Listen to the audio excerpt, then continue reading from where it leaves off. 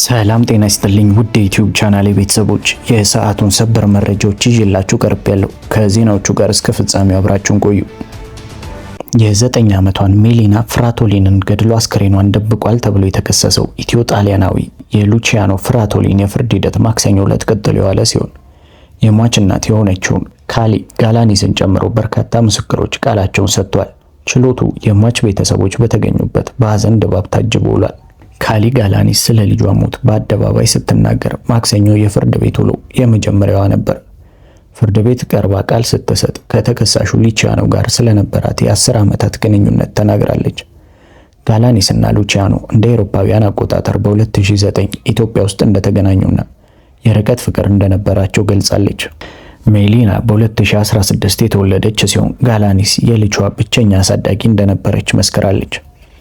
ሉቺያኖ በሐምሌ 2025 ሜሊናን ለሁለተኛ ጊዜ ወደ ኢትዮጵያ ይዟት ለመሄድ ፍላጎት እንዳለው አሳውቆ እንደነበር ጋላኒስ መስክራለች። ነገር ግን ተከሳሹ ለሜሊና የነገራትን አንዳንድ አሳሳቢ ነገሮች በመስማቴ ምቾት አልተሰማኝም ስትል ለፍርድ ቤቱ አስረድታለች። በዚህም ምክንያት የጉዞ መዳረሻቸውን ወደ ኒውዮርክ ለመቀየር መስማማታቸውን ተናገረች። ሉቺያኖና ሜሊና ሐምሌ 11 ቀን 2025 ወደ ኒውዮርክ ያቀኑ ሲሆን ሐምሌ 19 ከምሽቱ 12 ሰዓት ወደ ቤታቸው ይመለሳሉ ተብሎ ይጠበቅ ነበር።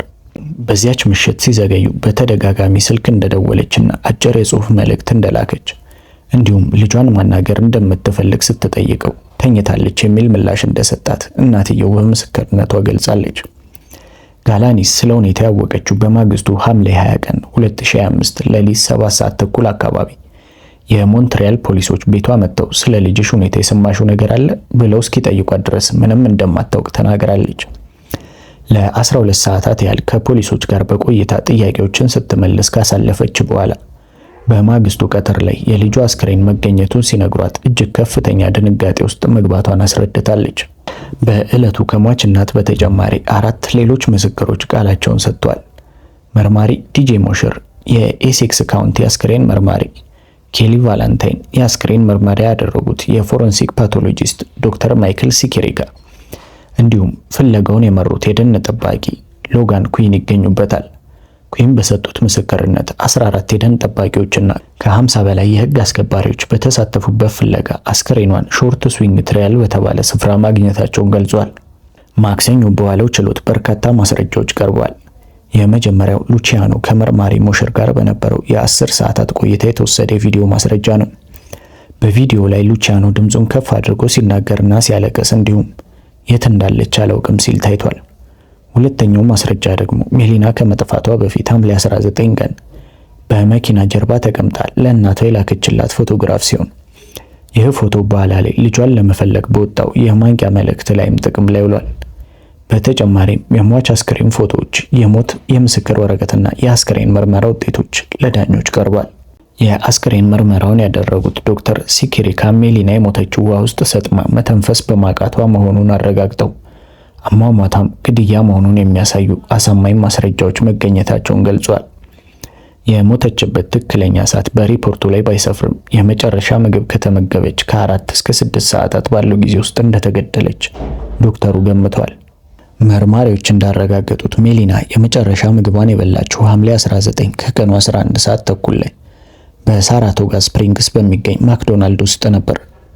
ሉቺያኖ በሁለተኛ ደረጃ ግድያና የሰው አስክሬን በመደበቅ ክሶች ጥፋተኛ አይደለውም ብሎ የካደ ሲሆን የፍርድ ሂደቱ እስከ 3 ሳምንታት ሊወስድ እንደሚችል ዳኛ ታቲያና ኮፊንገር ጠቁሟል። ችሎቱም ዛሬ ረቡዕ ጠዋት ይቀጥላል። ዳሽን ባንክና ኢትዮ ቴሌኮም በቴሌብር መተግበሪያ አማካኝነት የወሰዱትን የዲጂታል ፋይናንሲንግ ብድር በተቀመጠው የጊዜ ገደብ ባልከፈሉ ተበዳሪዎች ላይ ህጋዊ እርምጃ መውሰድ መጀመራቸውንና በተለያዩ ፍርድ ቤቶች ክስ እየመሰረቱ እንደሚገኙ ይፋ አደረጉ። እንደ አውሮፓውያን አቆጣጠር ጁላይ 29 ቀን 2026 የወጣው የባንኩ መግለጫ እንደሚያመለክተው ተበዳሪዎች ያለባቸውን ውዝፍ ዕዳ እንዲከፍሉ በተደጋጋሚ ማስጠንቀቂያ ሲሰጥ የቆየ ሲሆን ከዚህ ቀደም የተደረገውን የቅጣት ክፍያ ምህረት ተጠቅመው ዕዳቸውን ያልከፈሉ ወገኖች ላይ የህግ አካሄድ ተጀምሯል።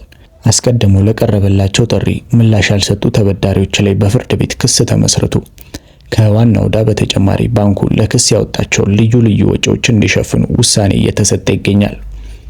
ዳሽን ባንክ አክሲዮን ማህበር የህዝብ ገንዘብ ለማስመለስ የጀመረውን ህጋዊ እርምጃ አጠናክሮ እንደሚቀጥል በመጠቆም እስካሁን የክስ መጥሪያ ያልደረሳቸው ተበዳሪዎች ጉዳዩ ወደ ፍርድ ቤት ከመሄዱ በፊት ተጨማሪ አላስፈላጊ እንግልት እንዲሁም ወጪ ሳይደርስባቸው ያለባቸውን ዕዳ በአስቸኳይ እንዲከፍሉ ጥብቅ ማሳሰቢያ አስተላልፏል። በስዊድን ጎተንበርግ ከተማ በተካሄደው የጎቲያ ታዳጊዎች ውድድር ላይ ለመሳተፍ የተጓዙ 20 ያህል ኢትዮጵያውያን ተጫዋቾች እና የቡድን መሪዎች ደብዛቸው መጥፋቱን የስዊድን ፖሊስና የውድድሩ አዘጋጆች አስታወቁ። በየዓመቱ በስዊድን በሚካሄደው ዓለም አቀፍ የታዳጊዎች እግር ኳስ ውድድር ላይ ከተሳተፉ 4 የኢትዮጵያ ቡድኖች መካከል የአንዱ ቡድን አባላት የሆኑት እነዚህ 20 ያህል ግለሰቦች ውድድሩ በተጠናቀቀበት የመጨረሻ ቀን ያረፉበት ትምህርት ቤት ሳይሰናበቱ መውጣታቸው ተሰምቷል። የቡድኑ አባላት እድሜያቸው ከ14 እስከ 17 ዓመት የሆኑ ታዳጊ ተጫዋቾችንና ከአሰልጣኞች ወይም መሪዎች መካከል የተወሰኑትን ያካተቱ መሆኑ ተመልክቷል። የውድድሩ አዘጋጆች የቡድኑን መጥፋት እንደተረዱ ለአካባቢው ፖሊስ ጥቆማ ያቀረቡ ሲሆን ቡድኑ ወደ ዋና ከተማዋ ስቶክሆልም አቅጣጫ ተጓዥ መሆናቸውን ጠቁመዋል። የስዊድን ፖሊስ ባደረገው ማጣራት እነዚህ ግለሰቦች ወደ ኢትዮጵያ እንዳልተመለሱ ያረጋገጠ ሲሆን ክስተቱ በራሳቸው ፍላጎት የተደረገ መስወር ወይም ህገወጥ የፍልሰት እንቅስቃሴ እንደሆኑ መገመቱን ገልጿል። የስዊድን የምዕራብ ክልል ፖሊስ የጠፉ ሰዎች ክፍል ተወካይ ኤሊኖር ሃልዴን እንደገለጹት በጉዳዩ ላይ የሰዎች ዝውውር ወይም የወንጀል ድርጊት መኖሩን የሚያሳይ ፍንጭ እስካሁን አልተገኘም። ሆኖም የስዊድን ፖሊስ ከሀገሪቱ የኢሚግሬሽን መስሪያ ቤት ከድንበር ጠባቂዎችና ከዓለም አቀፍ አጋሮች ጋር በመተባበር የቡድኑን አባላት የመፈለግ ስራ አጠናክሮ መቀጠሉን አስታውቋል። ዘለንስኪ 300 ፓትሪዮት ሚሳኤል በአስቸኳይ እንዲሰጠን ጠይቄያለሁ አሉ። የዩክሬኑ ፕሬዝዳንት ዘለንስኪ ከአስኪዮስ ጋር ባደረጉት ቃለ ምልልስ ፕሬዝዳንት ትራምፕ 300 ፓትሪዮት ሚሳኤል እንዲሰጧቸው መጠየቃቸውን ገለጹ። ሲናገሩም በዩክሬን የኃይል መሰረተ ልማቶች ላይ የሚሰነዘሩ ጥቃቶችን ለማክሸፍ የፓትሪዮት አየር መከላከያ በአስቸኳይ እንዲቀርብልን ጠይቄያለሁ ብለዋል። ጨምሮም የዩክሬን የፓትሪዮት ሚሳኤል ክምችት እየተሟጠጠ ነው። ይህንን ካላገኘን ከባላስቲክ ሚሳኤል ራሳችንን መከላከል አንችልም። ከቅርብ ጊዜ ወዲህ በኪየቭ ላይ የሚደረገውን የሩሲያ ጥቃት መከላከል ያልቻልነው ለዚህ ነው ካሉ በኋላ አስቸኳይ የክረምት ፓኬጅ እንደሚያስፈልጋቸው ገልጸዋል። አክለውም ይህ ችግር በክረምቱ ካልተፈታ የሩሲያ የሚሳኤል ጥቃቶች የዩክሬንን ኃይል ማመንጫዎች በማውደም ሚሊዮኖችን ካለማሞቂያ በማስቀረት ከፍተኛ ሰብአዊ ቀውስ ሊያስከትል ይችላል ያሉት ዘለንስኪ በመጪው 3 ወራት ክረምት በእያንዳንዱ ወር 100 በጠቅላላው 300 ፓትሪዮት ሚሳኤል ግዴታ እንደሚያስፈልጋቸው አስረድቷል። ምክንያቱም ሩሲያ በወር ውስጥ በአማካኝ ከ30 እስከ 40 ባላስቲክ ሚሳኤሎችን እንደምትጠቀም ገልጿል። ትራምፕ ለጥያቄያቸው መልስ ለመስጠት ጥረት እንደሚያደርጉ እንደገለጹላቸው ተናግረው ይሁንና የተባለውን ለመፈጸም አስቸጋሪ መሆኑን እንዳስታወቁ አስረድቷል። አሜሪካ ከኢራን ጋር እያደረገችው ባለው ጦርነት ለራሷ በርካታ ፓትሪዮት ሚሳኤል እንደምትፈልግ መሆኑን እንደተገለጸላቸውም አስታውቋል። ዘለንስኪ እንዳሉት ሌላኛው አማራጭ የፓትሪዮት ሚሳኤልን የማምረት ፍቃድ ለዩክሬን እንዲሰጣት ማድረግ ነው። ይሁንና ፍቃዱ ቢሰጣት እንኳን ለማምረት ከ1 እስከ 5 ዓመት የሚጠይቅ መሆኑን እንደተገለጸላቸው ያስታወቁት ዘለንስኪ ጨምሮም ያም ሆነ ይህ ፓትሪዮት ያስፈልገናል በማለት በቃለ ምልልሱ አስታውቋል። ኢራን እና አሜሪካ ጥቃቶችን ፈጸሙ። ኢራን አድርገው የነበረውን አጭር የተኩስ አቁም አቋርጣ በመካከለኛው ምስራቅ በሚገኙ የአሜሪካ ደጋፊ ኃይሎች ላይ ድንገተኛ የሚሳኤል ጥቃት ሰንዝራለች። የአሜሪካ መካከለኛው እዝ እንደገለጠው ጥቃቱ ማክሰኞ ዕለት የተፈጸመ ሲሆን ሁሉም ሚሳኤሎች በስኬት መመከታቸውን አስታውቋል። የአሜሪካና የሳውዲ አረቢያ ኃይሎች ባለፉት 72 ሰዓታት ውስጥ በኢራን ታጣቂዎች ከተፈጸሙ ከ30 በላይ የድሮን ጥቃቶች በኋላ በኢራቅ የሚገኙ የኢራን ደጋፊ ታጣቂዎች ላይ ድብደባ ፈጽሟል። ከ10 በላይ ሰዎችም ሞተዋል ተብሏል። ሳውዲ አረቢያ በሀገሪቱ የምስራቃዊ ክፍሎች በሚገኙ የነዳጅ ማዕከላት ላይ ያነጣጠሩ ድሮኖችን መታ መጣሏን አስታውቃለች። አሜሪካ ተጨማሪ ወታደራዊ ምላሽ ላለመስጠት የኢራን ሰራዊትና ተላላኪዎቹ ጥቃቶቻቸውን እንዲያቆሙ አሳስባለች። ፎክስ ኒውስ እንደዘገበው በሌላ ዜና ኢራን በሆርሙዝ ወሽመጥ 3 የነዳጅ ጫኝ መርከቦችን ማገዷና ሙሉ ቁጥጥሯን ማጠናከራ መቀጠሏ ተዘግቧል። የኢራን አብዮታዊ ዘብ የባህር ኃይል እንዳስታወቀው ማስጠንቀቂያዎችን ችላ ብለው ደህንነቱ ያልተጠበቀና ህገወጥ ነው ባለው መስመር መጓዛቸውን የቀጠሉ 3 የነዳጅ ጫኝ መርከቦችን ኢላማ በማድረግ ማስቆሙን ገልጿል። የአሜሪካን ጦር ህገወጥ ትዕዛዝ የሚከተሉ መርከቦች የሚያስከትለውን መዘዝ ይጋፈጣሉ ሲል አብዮታዊ ዘቡ አስጠንቅቋል። ሩሲያ በቴሌግራም ዋና ስራ አስፈጻሚ ላይ የእስር ማዘዣ ቆረጠች። የሩሲያ መንግስት የቴሌግራም መስራችና ዋና ስራ አስፈጻሚ በሆነው ፓቬል ዱሮቭን ላይ የሽብር ክስ መሰረተች። የሩሲያ ፌዴራል የደህንነት አገልግሎት ዋና መቀመጫው ዱባይ በሆነው ቴሌግራም መልእክት መላላኪያ ማህበራዊ ገጽና በመስራቹ ዱሮቭን ላይ ለረጅም ጊዜ ምርመራ ሲያደርግ መቆየቱን አስታውቋል። በምርመራውም ዲያቪንችሊክ ሊዮ የተሰኘ የቴሌግራም ቻትቦት ወጣት ሩሲያውያን የተለያየ ሴራና የሽብር ጥቃት እንዲፈጽሙ ሲመለመል መቆየቱ እንደደረሰበት አስረድቷል። እንዲሁም በቴሌግራም ላይ የዩክሬን የስለላ አባላት የተለያየ የሽብር ተግባር ለመፈጸም እንደሚጠቀሙ ተረጋግጦ ድርጅቱ እነዚህን አካውንቶች እንዲያስወግድ የቀረበለትን ጥያቄ አለመቀበሉንም ገልጿል። በመሆኑም ዱሮቭን በዓለም አቀፍ ደረጃ በሩሲያ ከሚፈለጉ ሽብርተኞች ዝርዝር ውስጥ መካተቱን ጠቅሶ በተገኘበት እንዲታሰር ትዕዛዝ ተላልፏል። ይህንን ትዕዛዝ ማን እንደሚፈጽም ግን ያለው ነገር የለም። ዓለም አቀፉ የፖሊስ ተቋም ወይንም ኢንተርፖል በዚህ ጉዳይ እስካሁን ምንም ያለው ነገር የለም። ዱሮቭን የሚኖርባት ዱባይ ከተማ የሩሲያ ወዳጅ ብትሆንም ግለሰቡን አሳልፋ ለመስጠት ፈቃደኛ ትሁን አትሁን የተባለ ነገር የለም። በሩሲያ የተወለደው ዱሮቭን አሁን የዩናይትድ አረብ ኤሚሬትስ እና የፈረንሳይ ፓስፖርቶችን የያዘ ነው።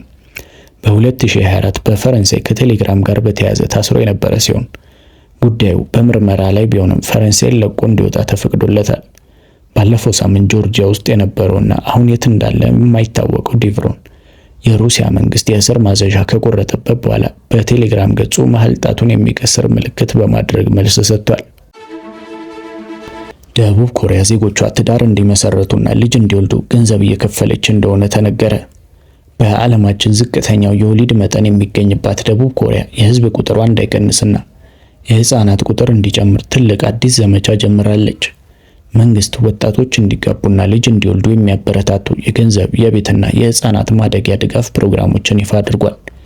ወዲያው ጋብቻ የሚፈጽሙ አዲስ ባለትዳሮች የመኖሪያ ቤት ድጋፍ፣ የህፃናት ማሳደጊያ አበል፣ የወሊድ ክፍያና የአካባቢ አስተዳደሮች የሚሰጧቸው ልዩ ልዩ ማበረታቻዎች በአንድ ላይ ሲደመሩ አጠቃላይ የሚያገኙት የድጋፍ መጠን ከፍተኛ መጠን ይሆናል። ፕሬዚዳንት ዶናልድ ትራምፕ በኢራን ላይ የማይቀመስ ከባድ የማስተማሪያ ጥቃት እንሰነዘራለን ሲሉ ዛቱ። የአሜሪካው ፕሬዚዳንት ዶናልድ ትራምፕ ከፎክስ ኒውስ ጋር ባደረጉት ቃለ መጠይቅ በዮርዳኖስ በሚገኙ የአሜሪካ ኃይሎች ላይ የተቃጣውን ያልተጠበቀ የኢራን የባሊስቲክ ሚሳኤል ጥቃት በመኮነን አሜሪካ እጅግ በኃይል የተሞላ ምላሽ እንደምትሰጥና ኢራንን አደብ እንደሚያስገዟት አስታወቁ። ፕሬዚዳንቱ በሰጡት ጠንካራ መግለጫ የአሜሪካ አየር መከላከያ ኃይሎች የተተኮሱትን ሚሳኤሎች ለማክሸፍ የነበራቸው ጊዜ ጥቂት ደቂቃዎች ብቻ እንደነበረ ገልጸው የጦር ኃይሎቹ በቅጽበት ባደረጉት ቅንጅት ሚሳኤሎቹ ሙሉ በሙሉ አየር ላይ ማክሸፍ መቻላቸውን አድንቀዋል። በተጨማሪም ትራምፕ ሌሊቱን ከአሜሪካና ከሳውዲ አረቢያ ጋር በመቀናጀት በኢራቅ በሚገኙ የኢራን ድጋፍ በሚደረግላቸው የሺአ ታጣቂዎች ላይ የተፈጸመው የአየር ጥቃት ከኢራቅ መንግስት ጋር በሙሉ ስምምነት የተካሄደ መሆኑን ገልጿል። ለሰዓቱ ያስኩላችሁ መረጃዎች ይህንን ይመስሉ ነበር። በቀጣይ በሌላ መረጃ እስከምንገናኝ ደህና ሁኑ።